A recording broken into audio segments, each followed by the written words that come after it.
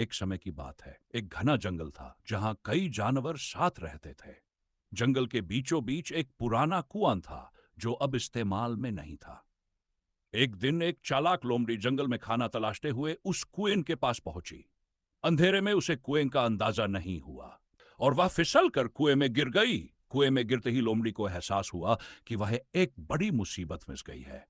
उसने कई बार बाहर निकलने की कोशिश की, लेकिन कुआं गहरा और दीवारें चिकनी थी। उसने सोचा, अब मुझे कोई दूसरा तरीका अपनाना होगा।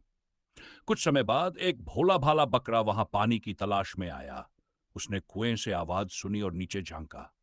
लोमड़ी को कुएं में देखकर बकरे ने पूछा, अरे लोमड़ी बहन, तुम यहां क्या कर रही हो? लोमड़ी ने चालाकी से अपनी आवाज में ठास भरते हुए कहा, अरे बकरे भाई, यह कुआं तो स्वर्ग जैसा है।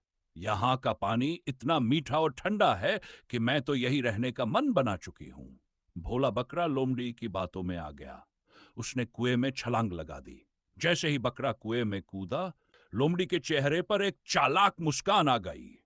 उसने तुरंत बकरे की पीठ पर चढ़कर छलांग लगाई और कुएं से बाहर आ गई। बकरे ने चिल्लाकर कहा, अरे लोमड़ी बहन, मुझे यहां अकेला छोड़कर क्यों जा रही हो? मुझे भी बाहर निकालो।